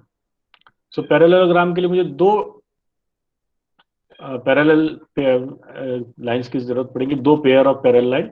तो एक मेरे पास pair of parallel line already है, तो मुझे एक और चाहिए। तो मैं एक लाइन बनाता हूं जो ए और सी से पास हो रही है। तो मैंने एक लाइन बना ली जो ए सी से पास होने वाली लाइन है। अब मुझे ए सी के पैरेलल लाइन खींचनी जो बी से पास हो रही हो, जो बी से गुजर रही हो। तो मैं वही टूल लूंगा पैरेलल लाइन वाला। पहले बी पे क्लिक करूंगा, फिर इस लाइन ए सी पे क्लिक किया, तो ये मुझे मिल गया है। अब आप देखें, मैं बी को मूव करूं, ये मूव करूं, ये जो है हमेशा, तो मुझे चौथा बिंदु अगर चाहिए डी पॉइंट, तो डी जो है वो ये इंटरसेक्शन पॉइंट होगा। तो इसके लिए मैं इंटरसेक्ट वाला टूल लेता हूं और पहले इस लाइन पे क्लिक करता हूं, फिर इस लाइन पे क्लिक करता हूं। मुझे ये जो डी है वो मुझे एक मिल गया। तो मुझे एबीसीडी जो है वो एक पैरेललोग्राम मिल गया। अब आप देखेंगे इस एबीसीडी पैरेललोग्राम में भी बहुत सारी आपको रेखाएं दिख रही हैं। अब जैसे मैंने बताया कि जो हमको अनवांटेड चीजें मैंने हाइड कर सकते हैं, तो मुझे ये रेखा ना दिखाते सिर्फ एक पैरेललोग्राम दिखाना है, तो मैं क्या करूंगा, इन जो 4 रेखाएं जो बनी है इन्हें मैं हाइड कर देता हूं। तो हर रेखा को सिलेक्ट करूंगा मैं, इसे मैंने सिलेक्ट किया, इसे राइट क्लिक किया, शो ऑब्जेक्ट, अनटिक कर दिया, इसमें गया शो ऑब्जेक्ट अनटिक कर दिया, इसमें भी शो ऑब्जेक्ट अनटिक, और ये भी शो ऑब्जेक्ट अनटिक। तो ये आप देखेंगे जो मेरी चारों रेखाएं हैं वो अभी गायब हो गई। अब मुझे रेखा खंड खींचना है, लाइन सेगमेंट चाहिए, तो बस एक तरीका है, लाइन सेगमेंट करके मैं एक के बना सकता हूँ। दूसरा टूल मेरे पास अगर मुझे लाइन सेगमेंट ना है तो पॉलीगॉन टूल होता है, मतलब इससे मैं कोई भी पॉलीगॉन बना सकता हूँ। तो हम इस टूल को सीखते हैं। तो पॉलीगॉन लिया मैंने, टूल सिलेक्ट किया, पहले ए पे क्लिक किया, फिर बी, फिर डी, फिर सी, और फिर वापस से ए। तो ये ऐसे चारों पॉइंट को मैंने एक बार तो ए से शुरू किया मैंने, फिर बी पे क्लिक किया, फिर डी पे, फिर सी पे, और फिर वापस ए पे। तो ये मुझे एक पॉलीगॉन मिल गया जो शेड है। तो इस पॉलीगॉन टूल का ये फायदा होता है कि मुझे एक पॉलीगॉन अंदर भी मिलता है और चारों उसकी जो है भुजाएं वो भी मिल गई। अब मैं देखूंगा कि ये जो मेरा पैरेललोग्राम है ये हमेशा पैरेललोग्राम बना रहेगा। सो मैं किसी भी पॉइंट को, तीनों पॉइंट एबीसी को मैं ड्रैग कर सकता हूं। सिर्फ डी जो पॉइंट है वो इन तीनों पे डिपेंडेंट है, इसलिए मैं उन्हें उसको ड्रैग नहीं कर सकता। बाकी सारे जो पॉइंट है वो ड्रैग होंगे और एबीसीडी जो होगा हमेशा एक पैरेललोग्राम होगा। ठीक है, अब हम देखते हैं कि इस पैरेललोग्राम के अलग अलग प्रॉपर्टीज हम देखते हैं उसको कैसे वेरीफाई करेंगे। तो पैरेललोग्राम की प्रॉपर्टी होती है कि अपोजिट एंगल जो होते हैं वो इक्वल होते हैं। तो हम देखेंगे कि एंगल कैसे मेजर करें। हम देखेंगे कि ये एंगल ए सी बी को मेजर कैसे करना है। तो यहाँ मेरे पास टूल है एंगल टूल। तो अगेन 3 पॉइंट्स और 2 लाइन। सो ये मैंने लिया, मैंने पहले सी पॉइंट पे क्लिक किया, फिर ए पे, सॉरी गलत, मुझे डायरेक्शन हमेशा एंटी क्लॉकवाइज लेनी है। सो ये ध्यान रहे हमें एंगल लेते समय कि डायरेक्शन जो हो वो एंटी क्लॉकवाइज हो पॉइंट सिलेक्ट करने के लिए, अदरवाइज क्या होगा, वो आपका रिफ्लेक्स एंगल बन जाएगा। तो पहले बी, फिर ए, और फिर सी। तो आप देखेंगे ये 47.14 47.14 डिग्री का एंगल है। अब मुझे एंगल डी देखना है, ये भी इतना ही होना चाहिए। तो मैंने सी पे क्लिक किया, फिर डी, आप साइड देके भी कर दीजिए, दोनों साइड्स पे कर दीजिए। हाँ वो भी कर सकते हैं। अभी मैं बिंदु वाला बता दूं क्योंकि बिंदु वाला मुश्किल है थोड़ा सा, इसलिए सी, डी और डी। तो आप देखेंगे कि ये जो दोनों एंगल हैं ये दोनों 47.14 के हैं। अब मैं बी को घुमा भी दूं कहीं तो आप देखेंगे कि ये कहीं भी ले जाएं एबीसी को, हमेशा जो है वो अपोजिट एंगल जो है वो इक्वली है। तो ये वेरीफाई कर सकते हैं बच्चे कि किसी भी पैरेललोग्राम में अपोजिट एंगल्स इक्वल होते हैं। तो एक तरीका तो ये हो गया कि हम कोई भी एंगल बनाने के लिए मुझे पॉइंट सिलेक्ट करने हैं, वो हमेशा एंटी क्लॉकवाइज डायरेक्शन में मुझे सिलेक्ट करने पड़ेंगे, तो मेरा एक्यूट एंगल बनेगा, अदरवाइज वो रिफ्लेक्स एंगल बन जाता है। दूसरा तरीका जैसे सर ने बताया कि हम 2 साइड्स को भी क्लिक करेंगे, 2 लाइन को भी क्लिक करेंगे तो उनके बीच का एंगल बन जाएगा। तो आप देखेंगे नीचे की तरफ लिखा है सिलेक्ट 3 पॉइंट्स और 2 लाइन्स। तो अगेन फिर वो मैंने गलती कर दी, इसको क्लॉकवाइज डायरेक्शन में ले लिया। गलती करना अच्छा है सर। तो एंटी क्लॉकवाइज डायरेक्शन में लेंगे आप, तो ये बन गया। हाँ, तो आप देखेंगे ये भी जो है दोनों ठीक। सर ऐसे लाइन सेगमेंट भी मेजर कर सकते हैं? हाँ, लाइन सेगमेंट भी मेजर कर सकते हैं। हाँ, उसके लिए अलग टूल है, वैसे वो बताता हूँ मैं आपको। लाइन सेगमेंट तो हमने देख लिया कि अब अपोजिट एंगल जो है वो इसके बराबर है। अब मुझे दिखाना है कि लाइन सेगमेंट भी इक्वल होते हैं। सो मेरे पास दो ऑप्शन है इसमें। एक तो मैं ये टूल यूज करूं, मेजरमेंट वाला टूल जो दिया हुआ है इसमें, डिस्टेंस और लेंथ टूल, एक तरीका ये है। दूसरा तरीका ये है कि ये जो लेबल है इसका, हम इस लेबल में जो भी इसके जो लेबल्स हैं उसमें हम अलग अलग पॉसिबिलिटीज हैं। तो अभी इस लेबल में आप देखेंगे इस लाइन सेगमेंट का नाम दिख रहा है। मैं चाहूं तो इस लाइन सेगमेंट की लेंथ भी यहाँ लेबल में दिख सकती है। तो उसके लिए मुझे क्या करना पड़ेगा, ये मैंने लाइन सेगमेंट लिया, इसे राइट क्लिक किया और सेटिंग्स पे क्लिक करूंगा मैं। तो जब मैं सेटिंग पे क्लिक करूंगा तो एक बॉक्स खुल जाएगा इस तरह। तो इसमें अलग अलग चीजें हैं, बेसिक, कलर, स्टाइल, एडवांस और स्क्रिप्टिंग। तो अभी हम बेसिक पे देखते हैं। तो यहाँ नाम, इसकी डेफिनेशन मतलब ये क्या चीज है। तो ये है सेगमेंट डीसी को ज्वाइन करने वाली, और Q1 मतलब पॉलीगॉन Q1 का हिस्सा है। तो ये तीन चीज बता रहा है मुझे। ये सेगमेंट है जो डी और सी से पास हो रही है, और ये पॉलीगॉन Q1 का हिस्सा है। इससे मुझे ये पता पड़ता है कि मैं Q1 को डिलीट करूंगा तो ये सेगमेंट डीसी जो है वो डिलीट हो जाएगा। अब इसमें आप नीचे आएंगे, शो लेबल। शो लेबल में मुझे ऑप्शन दिख रहे हैं। तो name and value, caption and value. तो अगर मैं वैल्यू पे क्लिक करूंगा तो मुझे वो जो डी की बजाय क्या हो जाएगा, वहां उसकी लेंथ। अब आप देखेंगे यहाँ इस मुझे लेंथ दिखने लग गई 8.84। ऐसे ही मैं इस हर रेखा खंड पे क्लिक करके यहाँ मैं ये वैल्यू क्लिक कर देता हूं तो मुझे सबकी लेंथ दिखने लग जाएंगी। ये सबसे आसान तरीका होता है उसकी लेंथ देखने का। और एक बार काम हो गया तो फिर मैं इसको यहाँ से बंद कर सकता हूँ। लेकिन चूंकि ये खुल गया है तो मैं आपको और दो चीज बता देता हूँ जो हम चेंज कर सकते हैं। वो है कलर, लाइन का कलर। यहाँ पे कलर पैलेट है, जो कलर हम सिलेक्ट करें वो लाइन का कलर चेंज होगा। आप देखेंगे ये वाली लाइन ग्रीन हो गई। सो कलर चेंज कर सकते हैं हम इसकी स्टाइल चेंज कर सकते हैं। स्टाइल में हमें लाइन की थिकनेस बढ़ानी है या कम करनी है, या लाइन की स्टाइल डॉटेड रखनी है, लॉन्ग डॉट, डैश, ये सब कर सकते हैं। और डेकोरेशन आपको अवेलेबल है, तो अगर आपको कहीं दिखाने हैं तो ये सारी चीजें। तो आप जैसे जैसे एक्सप्लोर करेंगे बहुत सारी चीजें आती जाएंगी। बट ये आपने जो एप्लेट बनाई है उसको ब्यूटीफाई करने के लिए ज्यादा यूज होता है। बेसिक ज्योमेट्रिकल कंसेप्ट का इसमें बहुत ज्यादा फर्क नहीं पड़ता है। तो ये जैसे जैसे आप यूज करेंगे और उसको एक्सप्लोर करते जाएंगे तो बहुत सारी चीजें आप पे पता पड़ती जाएगी आपको। तो आप देखेंगे अभी हमने लेंथ डिस्प्ले करके हमने देख लिया कि अपोजिट साइड्स भी इसकी इक्वल होती है। हम इसको सिलेक्ट करें तो ये आगे सबको समझ में। इसमें कोई डाउट है किसी को?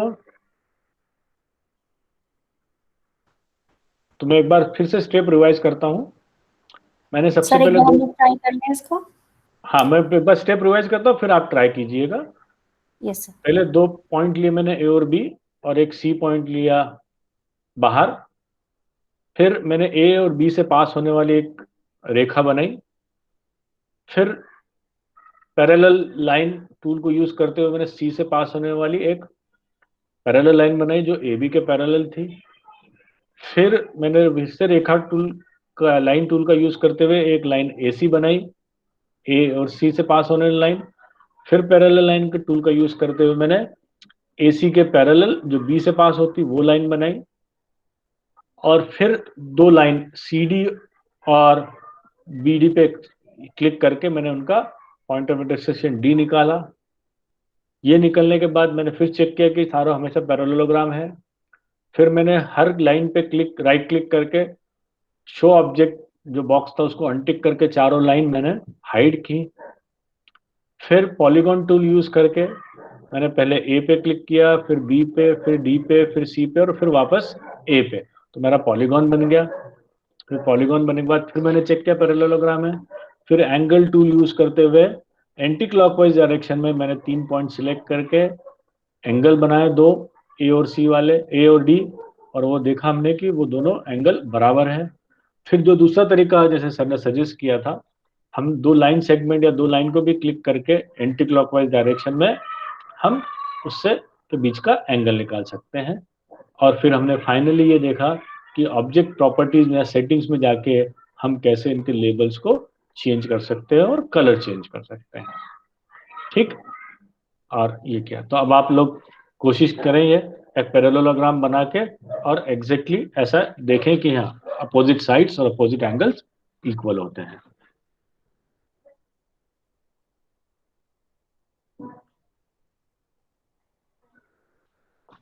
ये सभी ट्राई करें कि डॉट जो हमारा बिंदु है इसका कलर भी चेंज कर सकते हैं, इसका साइज भी चेंज कर सकते हैं, ये भी अपने आप करके देखिए। हम्म।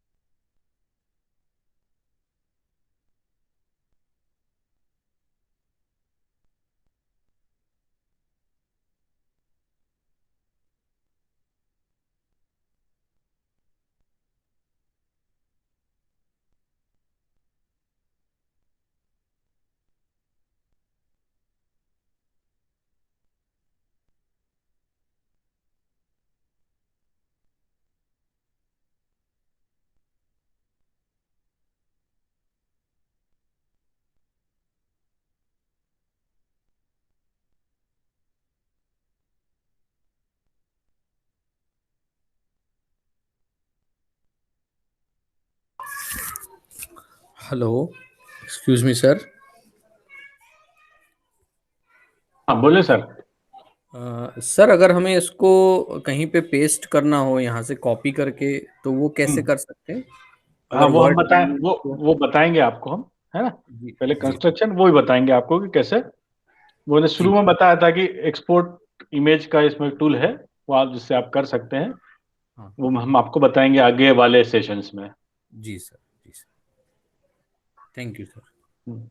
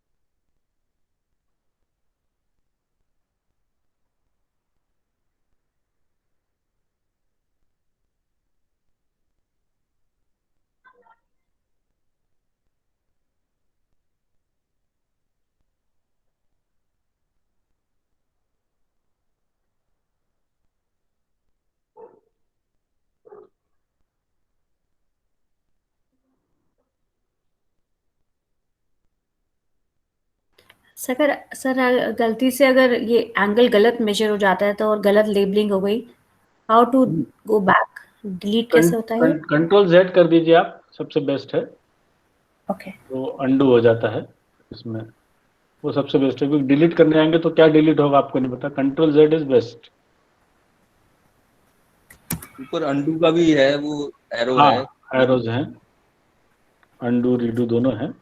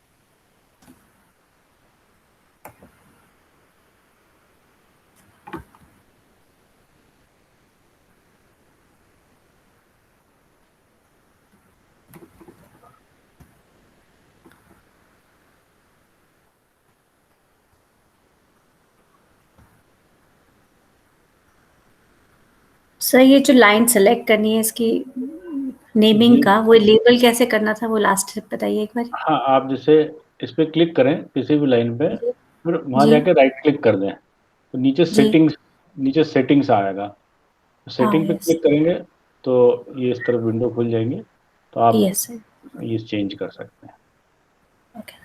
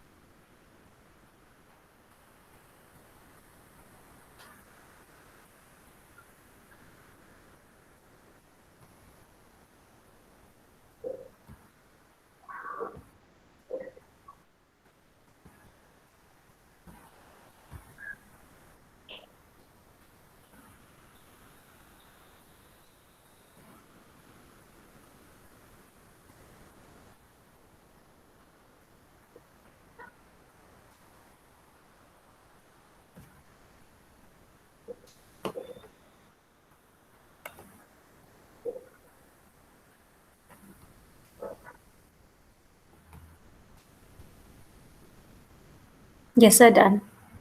Done? Okay. Prasad sir, hello Prasad sir, अरे देर। हाँ यस सर। हाँ, किसने कंप्लीट कर लिया? अपना नाम बताएं।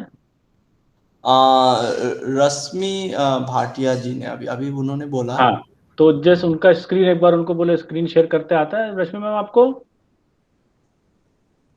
तो हम देख सकें कि हाँ आपने कैसे किया है। Yes, sir, please make me presenter, then I think I will be able to, like, हाँ, तो give me Prasad the sir option. हाँ लेट अभी अस मैंने सबको अलाउ कर दिया है कि कोई हाँ भी स्क्रीन शेयर कर सकता है, तो मैम हाँ आप कर सकते हो। Okay, sir, I'll just check. और कल के नेक्स्ट टाइम जब हम मिलेंगे तो उसके लिए भी तैयार रहें। कुछ आप 1-2 टास्क इनको दे दीजिए, वो प्रेजेंट हाँ, करें फिर। वही वही।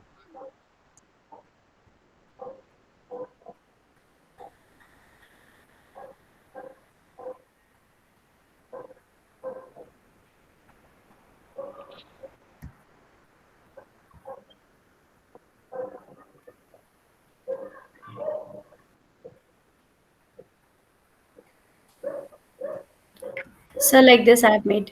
Yes, good, very good, excellent. So see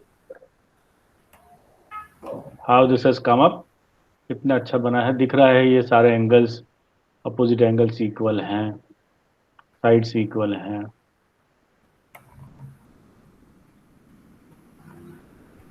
colour भी चेंज कर दिया इन्होंने। हाँ, बढ़िया। लेंथ भी कैलकुलेट कर लिया है। लेंथ भी कैलकुलेट कर लिया। Very good. Thank you, sir. Anybody else, और किसी ने बनाया है वो शेयर करना चाह रहा है? हाँ एजे मैथ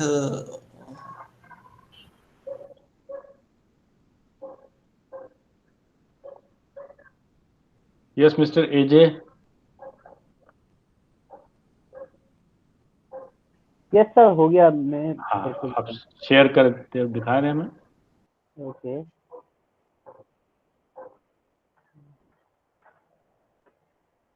सर, शो हो रहा है सर? नहीं, अभी नहीं हो रहा है। मैंने किया तो है प्रेजेंट। ओके, तो बंद तो गया, शेयर पे भी किया मैंने एंटायर स्क्रीन करके, पर वहाँ कैसे नहीं आ रहा, मैं ये नहीं समझ पा रहा था। आपका कुछ तो प्रेजेंटेशन दिखा नहीं रहा हम लोगों को। मतलब सर मैंने ना टैब में मेरे ये एप्लीकेशन भी चल रहा है और वो मैं बना लिया और मैंने शेयर प्रेजेंट नाउ पे करके शेयर किया था। शेयर पे वो आ रहा है एकदम, मतलब कैंसिल वाला तो शो हो रहा है, बाकी शेयर पे क्लिक नहीं हो रहा सर। अच्छा अच्छा, चलिए कोई बात नहीं, कोई बात नहीं। और कोई जिसने बना लिया हो?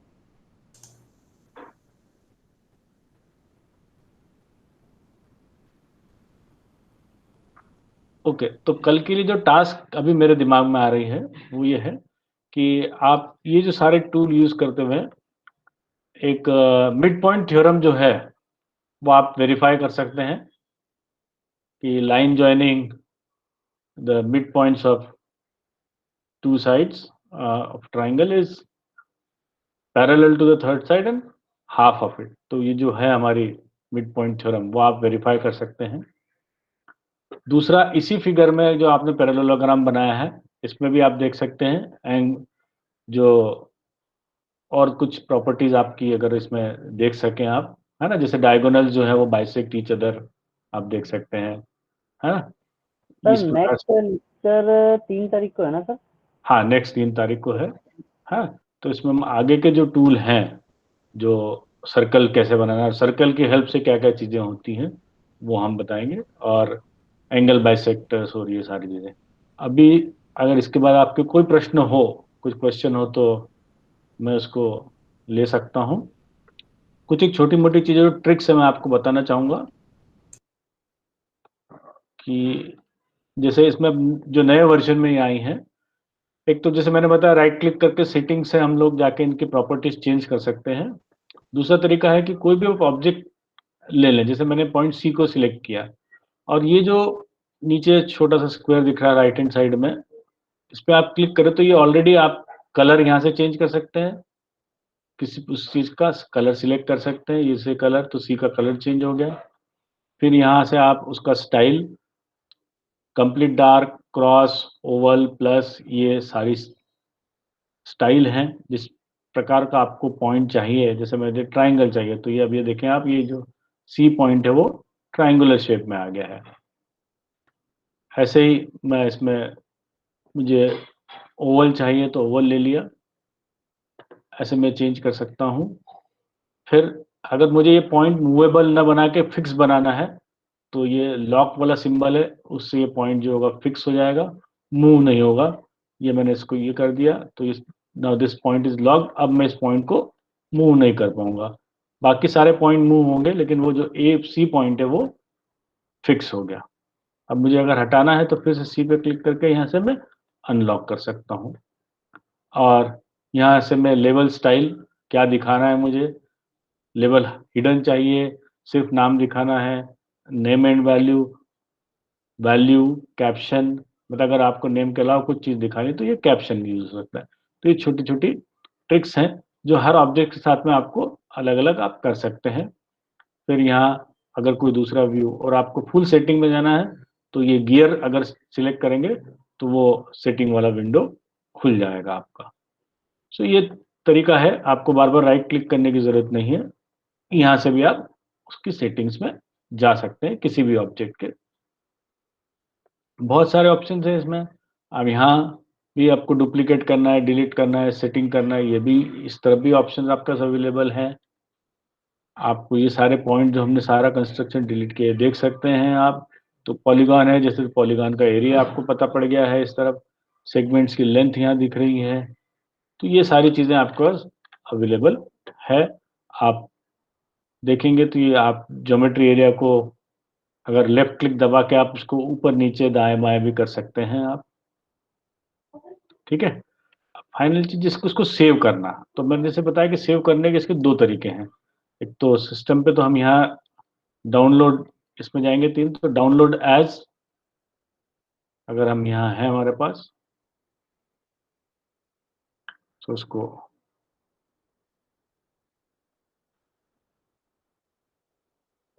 नीचे की तरफ यहाँ है डाउनलोड एज, फाइल, फाइल के अंदर। सो डाउनलोड एज या सेव, तो हम सब सेव करेंगे तो ये बाय डिफॉल्ट अभी ये आपको गूगल जियोजेब्रा ट्यूब पे आप इसे सेव कर सकते हैं, बाय डिफॉल्ट वही मिलेगा आपको। आपको साइन इन करना पड़ेगा। सबने अकाउंट बना लिया है इस पे जियोजेब्रा ट्यूब पे? अगर अकाउंट नहीं बनाया तो आप अकाउंट बना सकते हैं, या आपके गूगल अकाउंट से भी आप उसमें वो कर सकते हैं।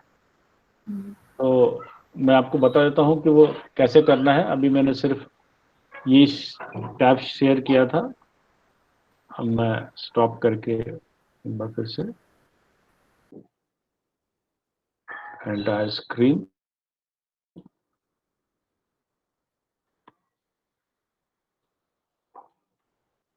तो आप देखेंगे कि मैं जब यहाँ फाइल सेव करवाया तो एक पॉपअप बॉक्स आएगा।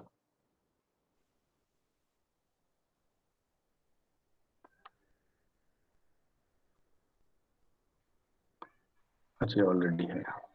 सो ये मुझे पूछेगा साइन इन, तो मेरे पास ऑप्शन है अलग अलग। मैं गूगल से भी साइन कर सकता हूँ, मेरा चूंकि अकाउंट है तो डायरेक्ट अकाउंट पे जा सकता हूँ, या गूगल से भी साइन इन कर सकता हूँ मैं।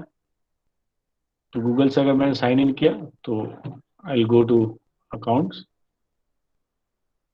और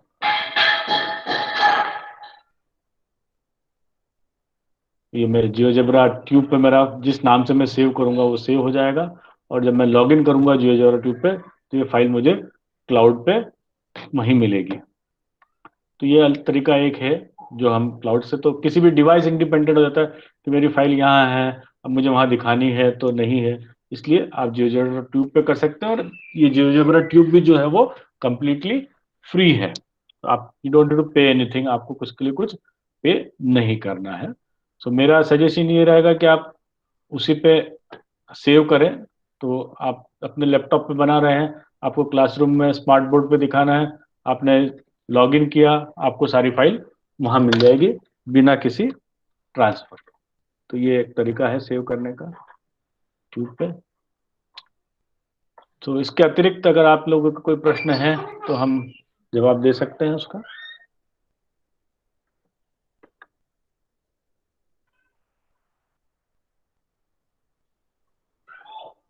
सर आज एक इतना बार सीखा फिर है। से वो एक्सपोर्ट वाला बता दीजिए।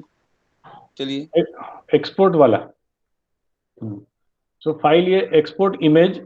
तो बेसिकली आपका जो भी पूरा ड्राइंग कैनवास है वो पूरा पूरा एज ए इमेज एक्सपोर्ट हो जाएगा।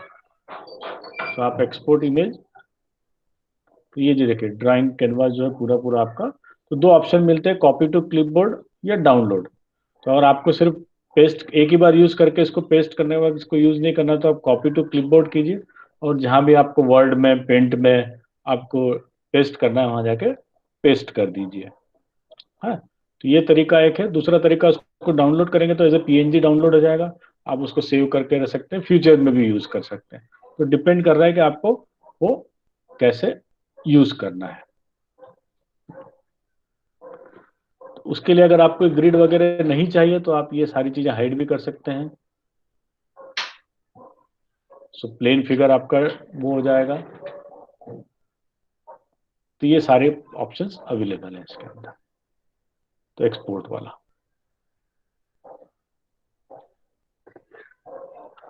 ठीक है। तो दो टास्क आपका हो गई जो मैंने बताई। एक तो इसी में आगे आप देख सकते हैं डायगोनल्स इक्वल होते हैं, और sorry bisect each other, not equal, bisect each other. और आप मिड पॉइंट थ्योरम जो है वो वेरीफाई कर सकते हैं। फिर जैसे सर ने बताया कि आप देख सकते हैं कि ऑर्थो सेंटर, इन सेंट्रॉइड और सरकम सेंटर कैसे अंदर या बाहर है, वो चेक वेरीफाई ये करके आप। आपने एक बार फिर वो कहा ना कि डायगोनल इक्वल होते हैं और नहीं होते हैं, ये बच्चों को एक्चुअली हाँ एक्सप्लोर करने दें। हाँ वही। ये रिजल्ट ऐसे बताने की जरूरत नहीं है, हम्म, बच्चों को एक्सप्लोर करेगी। डायगोनल के बारे में देखिए क्या है, हाँ कि वो इक्वल होगी एंगल्स के तो बारे में देखिए, वो खुद हम्म, डिस्कवर करें, हम्म, एक्सप्लोर करें और फिर उसके बाद फाइंड आउट करें सारी चीजें। हम्म, ठीक है, ठीक। कोई किसी का क्वेश्चन कुछ हो आज जो सीखा उसके बारे में? Yes sir. हम्म, सर मैं थोड़ा सा लेट हो गई थी ज्वाइन करने के लिए, तो आपका कोई हेल्प वीडियो या यूट्यूब में कुछ चैनल है क्या जिससे मैं कवर कर सकूं? देखिए ऐसा तो जियोजेब्रा पे बहुत सारे हेल्प आपको मिल जाएंगे यूट्यूब पे। मेरा तो कोई ऐसा चैनल है नहीं। हाँ, आपने ज्वाइन कब किया, आप किस समय आप आए? सच्चिदानंद जी, आज हमारी रिकॉर्डिंग हुई है। हाँ वो आप इसी रिकॉर्डिंग को आप यूट्यूब पे शेयर कर दें, लिंक शेयर कर दें, कल जी मेल जी कर दें इनको। जी जी, चलिए। मैं सर एक थैंक यू। मेल कर दूंगा जिसमें वो यूट्यूब लिंक मैं शेयर कर दूंगा। हाँ यस जी जी। मेल में शेयर करेंगे क्या को? हाँ, मैं मेल में ही, जो मेल मैं कर रहा था उसी मेल में मैं यूट्यूब लिंक भी शेयर कर दूंगा। Yes, sir. That will be great. Yes sir, thank you sir, thank चलिए यू। जी, तो ये आपका Thank you, वो sir. काम भी हो गया। हाँ सतीश जी, आप कुछ बोलना चाह रहे थे? हाँ, सर वो एक्सपोर्ट करने वाला एक जो अभी लास्ट में आपने बताया, एक बार फिर से बता दीजिएगा प्लीज। अच्छा, आप यहाँ जाएंगे। हाँ, जी तो एक्सपोर्ट इमेज दिख रहा है आप जी सर, जी सर। इस पे क्लिक करेंगे तो ये जो पूरा पूरा ड्राइंग कैनवास है यस वो सर। पूरा पूरा एक्सपोर्ट आएगा। तो दो ऑप्शन हमारे पास है, कॉपी टू क्लिपबोर्ड, मतलब कंट्रोल C जो हम करते हैं वो है, यस सर। और आप इसको वर्ड में पेंट में जहां भी पेस्ट कंट्रोल V करेंगे पेस्ट हो जाएगा। दूसरा ऑप्शन है डाउनलोड, तो एज ए इमेज डाउनलोड हो जाएगा, आप फिर उसको बाद में इंसर्ट कर सकते हैं किसी भी इसमें। ऐसा तो दो तरीके हैं। अगर आप साइमल्टेनियसली काम कर रहे हैं कि आपने क्वेश्चन पेपर बनाना और आपको इमेज चाहिए या कुछ नोट बना है जिसमें, हाँ इसीलिए। तो कॉपी करके पेस्ट कर दिया। लेकिन आपको लग रहा है कि नहीं मैं बाद में बनाऊंगा और पहले इमेजेस बना के रख लूं, तो डाउनलोड करके रख लीजिए। ऐसा। ओके ओके जी सर, थैंक यू सर। हाँ सर, अमरेंद्र कुमार जी ने पूछा है कि can you repeat the task again sir. So आप So I'll repeat task. First, mid point theorem verify करनी है हमें। दूसरा टास्क ये है, इसमें देखें डायगोनल्स के बीच में क्या रिलेशन आता है पैरेललोग्राम के। तीसरा टास्क, हमने जो ट्राइंगल्स के 3 सेंटर्स आज देखे हैं हमने, उनके बीच में क्या क्या रिलेशन है। जैसे सेंट्रॉइड, अगर ट्राइंगल एक्यूट एंगल है, ऑब्ट्यूज एंगल है, कैसे ट्राइंगल है तो कैसे चेंज होता है, आपका ऑर्थो सेंटर कैसे चेंज होता है, और सर्कम सेंटर कैसे चेंज होता है। ये सारी चीजें वेरीफाई करनी है इसमें आपको। सर जैसे आज आपने पॉलीगन बनाना सिखाया, हाँ। तो सीधा ट्रायंगल उसी से बना सकते हैं हाँ, पॉलीगन से? ट्राइंगल बन उससे बना सकते हैं आप, पॉलीगन से कोई दिक्कत नहीं है।